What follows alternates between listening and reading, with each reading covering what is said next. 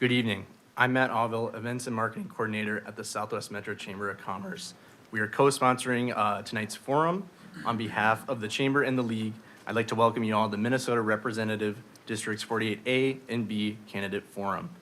Candidate forums such as this one are important, and they allow Chamber members, partner organizations, area businesses, and community members an opportunity to engage and hear from candidates regarding issues that are important to them and the Southwest Metro business community. We thank both the candidates and the audience for attending tonight and our online audience for viewing. Hi, everyone. I'm Laura Helmer, President of the League of Women Voters, Eastern Carver County. The League of Women Voters does not support or oppose a political party or a candidate for office. League of Women Voters, Eastern Carver County has a long-standing history in our community of providing unbiased candidate and issue information that is widely used by Minnesota voters, regardless of their political beliefs. We are pleased to be partnering with the Southwest Metro Chamber of Commerce on this legislative forum. Sponsorship of this forum is a public service providing you with an opportunity to hear the candidates discuss important issues face to face. The views expressed here tonight are those of the candidates and not of those of the League of Women Voters or the Southwest Metro Chamber. Sponsorship of this forum is not an endorsement by the League or the Southwest Metro Chamber of any particular candidate. League of Women Voters posts complete, unedited recordings of forums. Editing is authorized only for official media reporting. Excerpts or edited clips of candidate forums may not be used for partisan political purposes. There is never enough time to cover all the issues. If you feel that your question was not addressed, please contact the candidate directly after the forum. And now I would like to introduce our moderator, Patty Robles. She is a certified moderator from League of Women Voters, Brooklyn Park, Maple Grove, Osseo area. Patty? Thank you. All candidates for Minnesota Representative Districts 48A and 48B were invited to participate. The candidates attending tonight are Lisa Ream, candidate for Representative District 48B. Jim Nash, candidate for Representative District 48A, declined to participate due to a scheduled conflict. Nathan Kells, candidate for Representative District 48A, did not respond to their invitation. Stephen Hagen, candidate for Representative District 48B, did not respond to their invitation. Candidates with a conflict, prior engagement, work-related conflict, or illness were invited to submit a 90-second statement for the moderator to read. Virtual participation was not possible for tonight's event. You will be given up to 1.5 minutes to respond to the questions. Depending on the complexity of the questions, I may announce less time per question. Please note our timekeepers here, who have a 30-second and then a 15-second sign. They also have a stop sign, or will call time, to be sure each candidate has the full time allotted. We hope that most, if not all, the questions will be those submitted by the audience. We also have questions submitted by email to the League of Women Voters, Eastern Carver County. Now we will begin with the opening statement from candidate for Representative District 48B, Lisa Ream. I'm sorry, Lucy Ream. Thank you. Good evening. Yes, I'm Lucy Ream. I represent 48B in the Minnesota House. I was elected in 2022, and my district includes all of Chanhassen and part of Chaska. I have lived in this county for the past 27 years, lived in the same house in Chanhassen for the past 27 years. I have 3 kids. 2 of them are here today, a husband and a very loud dog. I ran for office in 2020. I ran for office, I wanted to serve on the Chanhassen City Council because I felt like we needed a more progressive voice. I felt like our representation wasn't as climate focused and housing focused and transportation focused as I would like it to be. So I ran in 2020 during the pandemic. At that time, there wasn't any door knocking. We did everything via my website and some text messages, and then ran for the State House in 2022. Honored to be here. It's a privilege to serve this beautiful district, and I look forward to the questions. Thank you. So our first question is, do you think Minnesota should become a right-to-work state? Why or why not? So my understanding about right to work is it's a euphemism, and I would not want our state to be a right to work state. Um, I don't have, we haven't really debated it on the House floor, quite honestly. It never came up, but I don't think it's necessary. Thank you.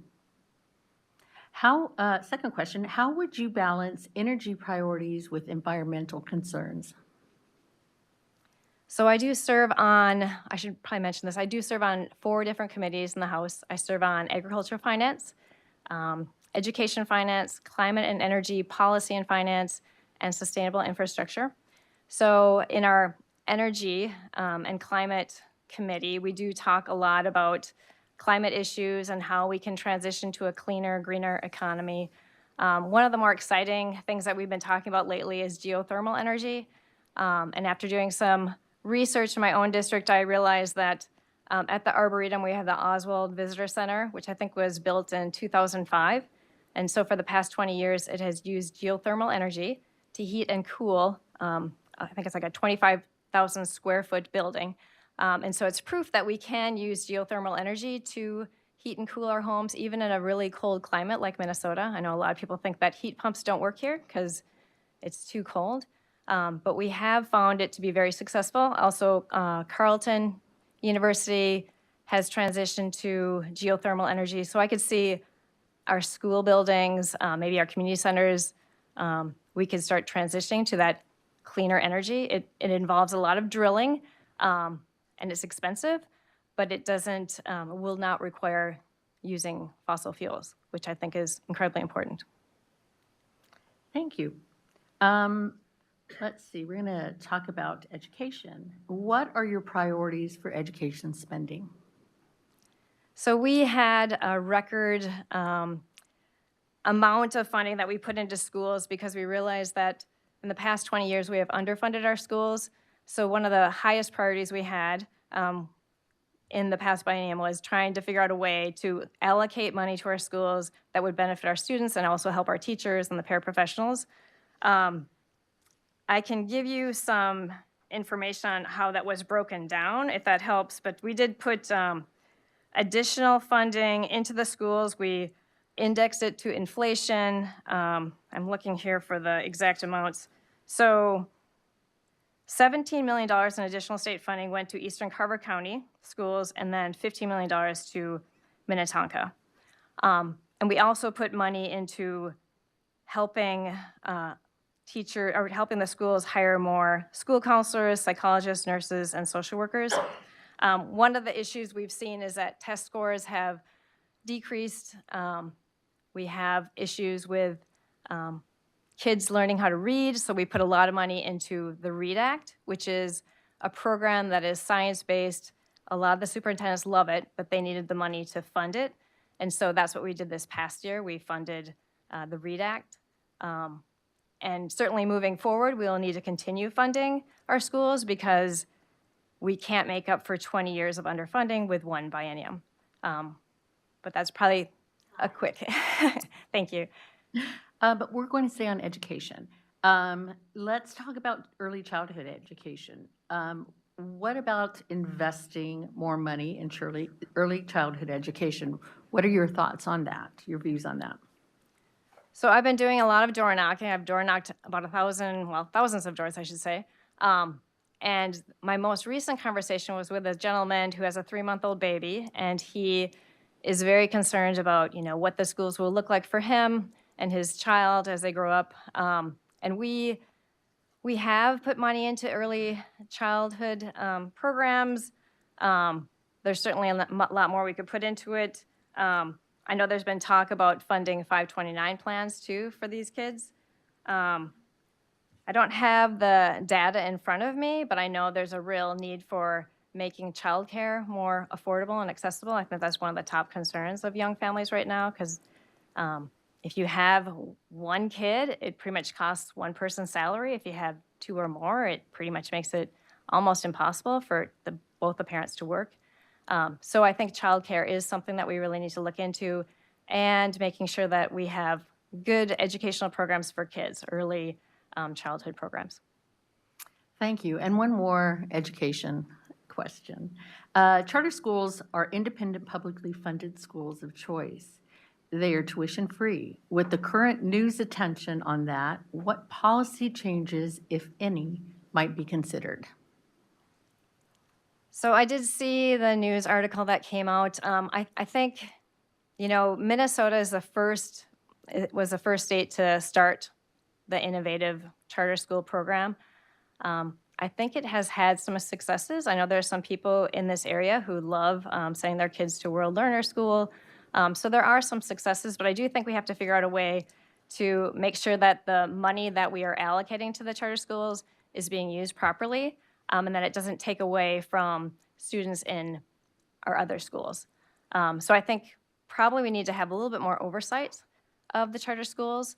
But I know a lot of parents really like the freedom of being able to not only open enroll, but also send their kid to a charter school that might fit their kids' needs better. I know a lot of kids who are maybe neurodiverse might appreciate a charter school more than they'll appreciate being in a large school. So I think it serves its purpose, but I think we need to be careful about how the money is spent. Thank you.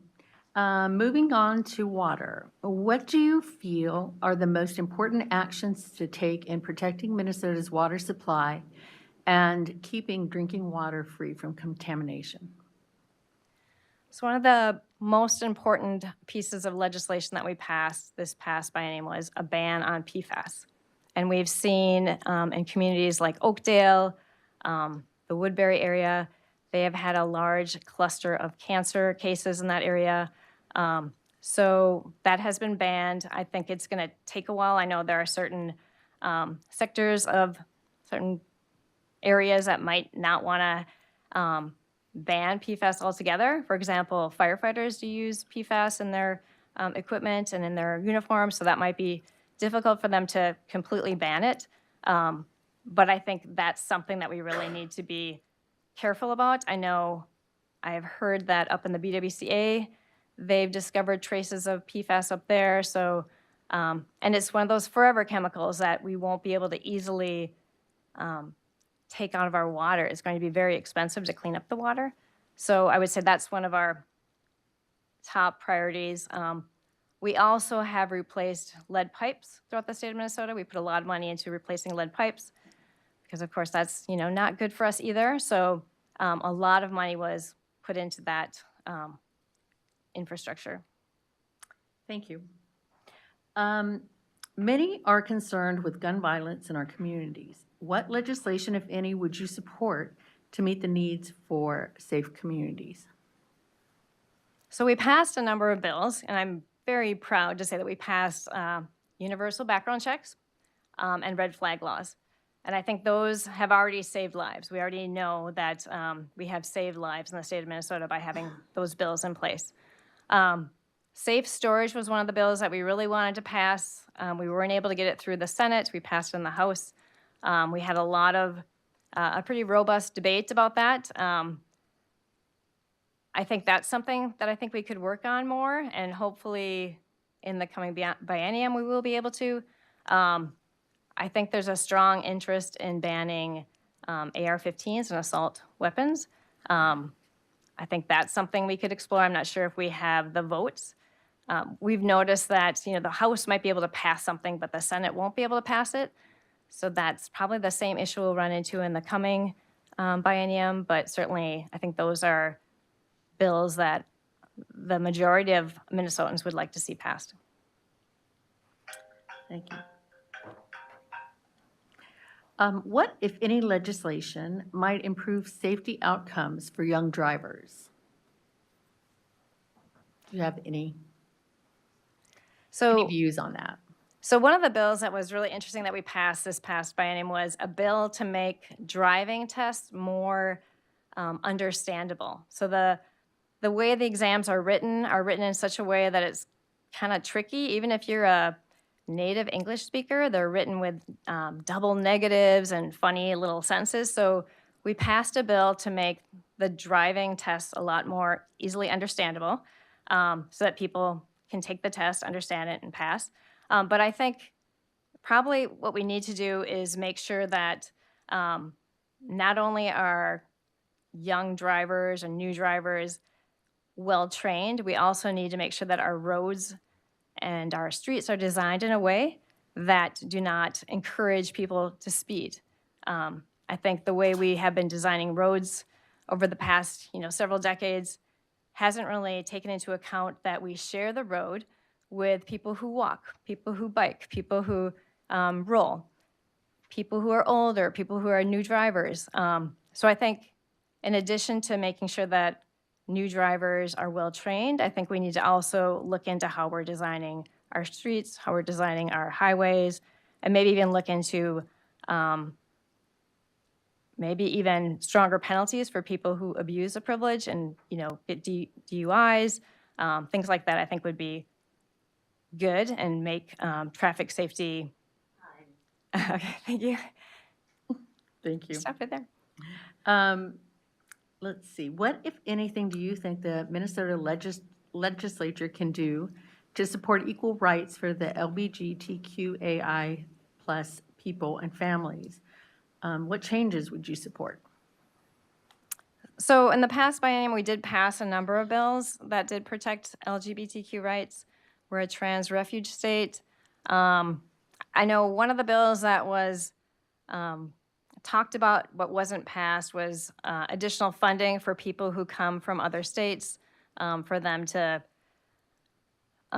make an easier transition into a state like ours. To be perfectly honest, I'm not super familiar with the LGBTQ plus legislation, but I know we did pass a number of bills. And I know a number of Americans from other states are now coming to Minnesota because they feel like their rights will be protected here and they will be a lot safer in a state like Minnesota than they would be in a state that doesn't protect LGBTQ rights.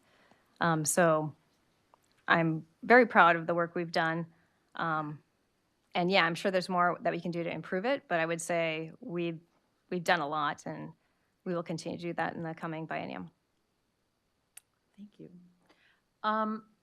As big box companies begin working in our communities, how can the legislature support smaller, locally owned businesses? That's a good question. I kind of go back to the way we design our cities and our communities. There are certain cities that I can think of. Some aren't in our state even, but there are cities where you can go and you can, without a car, you can shop, you can visit the local hardware store, you can do a lot of your commerce when you're, without using a car. And so I think there's a way that we could maybe design our communities in a way that we could have easier access to some of the local businesses. I know there has been some talk about, grants and additional funding to help small businesses. I think we did give additional money to help with, I think it was the paid family medical leave. Smaller businesses were given additional funding to help with that. But I'm sure there's more we can do. I actually don't serve on the Commerce Committee, and so I'm not altogether that familiar with those bills, but I could actually look it up. But yeah, don't know exactly what was, what's coming up, but certainly small businesses employ a lot of our residents, and yeah, I would love to support more small businesses.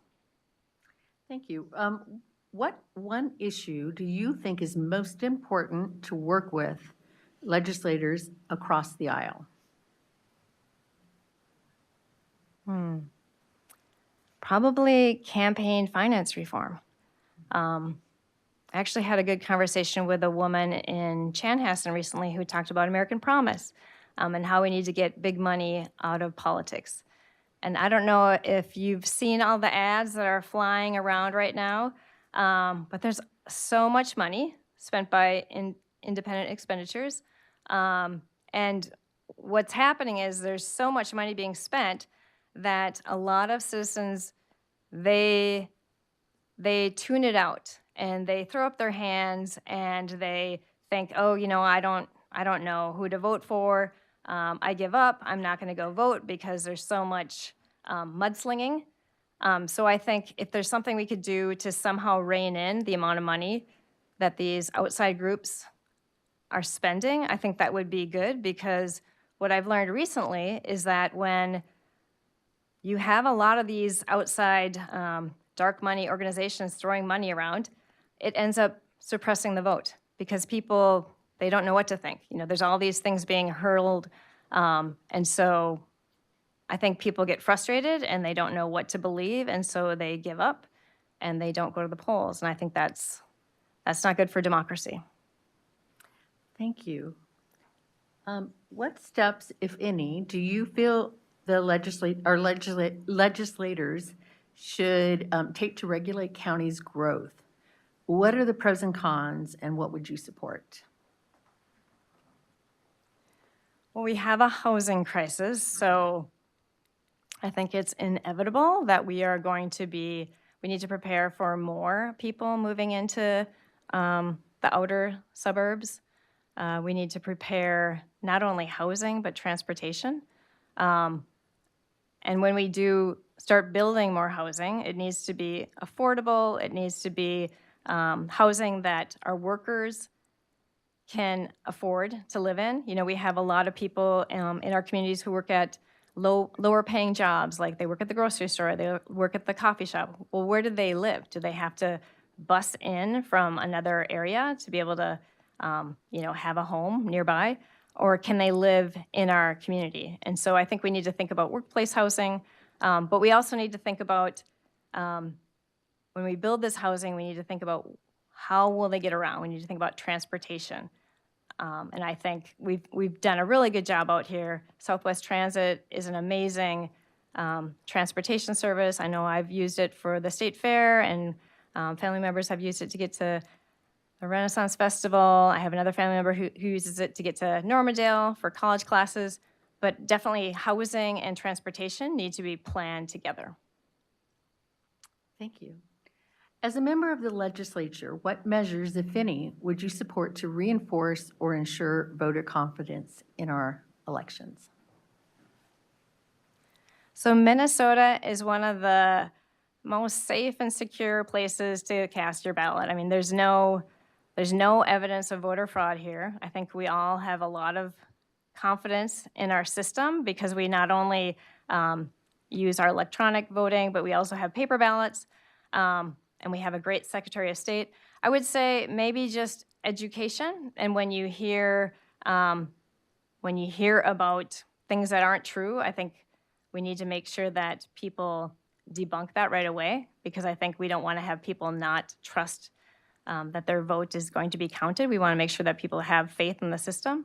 But I think Minnesota does a great job. We have one of the highest voter turnouts, and actually I think Carver County has the highest turnout in the state. I think it's like 93.7% is what I saw in a recent study. So we want to make sure people are able to vote. And I think, any talk of our votes not being counted, I think, if someone's going to throw that out there, they need to prove it. Otherwise, I think that needs to be quickly debunked. Thank you. Let's see now. What should Minnesota's spending priorities be in the next biennium? So in 2022, when I was campaigning, I focused on basically three things: education, making sure that we were funding our schools, that our kids had the resources they needed, that our teachers were compensated properly, healthcare, making sure healthcare was affordable and accessible, and especially mental health care, and then making sure that our environment is protected and we're combating the climate crisis we're facing. And I would say those are the same priorities that I am taking into this next biennium. I think we still need to make sure that our schools are funded and that our students have the resources they need, because well-educated students are our future labor force. They're the foundation of our democracy. It's so important that we have education. I think it's the foundation of our community. And then healthcare, healthcare costs have gone up. I think we are right now looking at a public option possibly, looking more into that in the coming biennium. And I think there are a lot of people who would really benefit from having that. Some people are lucky enough to have great healthcare insurance through their employer, but others aren't. And so I think we need to make sure that we have healthcare available to everyone. And then, of course, without a living, breathing planet, we're going to see some really hot and wet summers. So I would want to combat that too. All right. What, if any, specific steps would you take to address inequities facing women in Minnesota? So one of the things that we didn't pass, and we passed so many things, that is, the one thing that stands out is we didn't pass the ERA. And I think in the next biennium, the plan is for us to pass that right away. So I am looking forward to that. We passed the PRO Act, Protect Reproductive Options Act, right away at the beginning of 2023.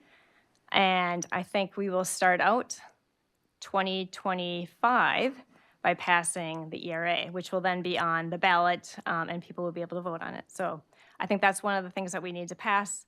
We've been wanting to pass it for a long time and get that on our ballot. I think we also need to look at pay equity. I think if you look at the statistics for Carver County, women make a lot less than men. And so we need to address that because that can really impact families, housing, healthcare costs, et cetera. But yeah, there's a lot of work we need to do. Foreign policy. What is the role of the Minnesota legislature, if any, on foreign policy issues or events? So I think it was former Representative Ryan Winkler who said there is no foreign policy committee in the Minnesota House. And so there's not much that the Minnesota House or the Minnesota Senate can do that would affect foreign policy. So I will leave that to Congress. Thank you. Okay, and now we have time for one last question. This is my favorite. What did we not talk about today that is a priority for you that you would like to talk about? So I addressed this a little bit earlier, but I chief authored a bill that established the first statewide traffic safety council. We've noticed that traffic fatalities have gone up quite a bit.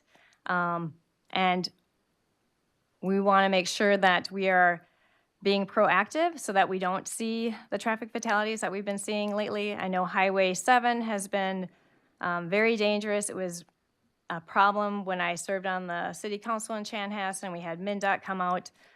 It's still an issue.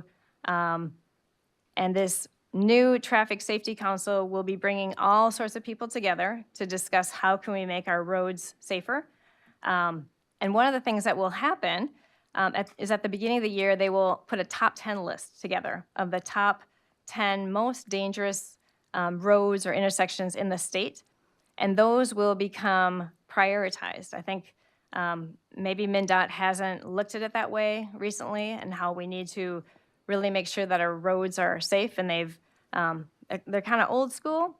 But this way, I think we're going to be able to move more quickly on addressing these really dangerous highways and roads to make sure that all of our drivers and all of our bikers and walkers are safer when they leave our homes and they come back home safely.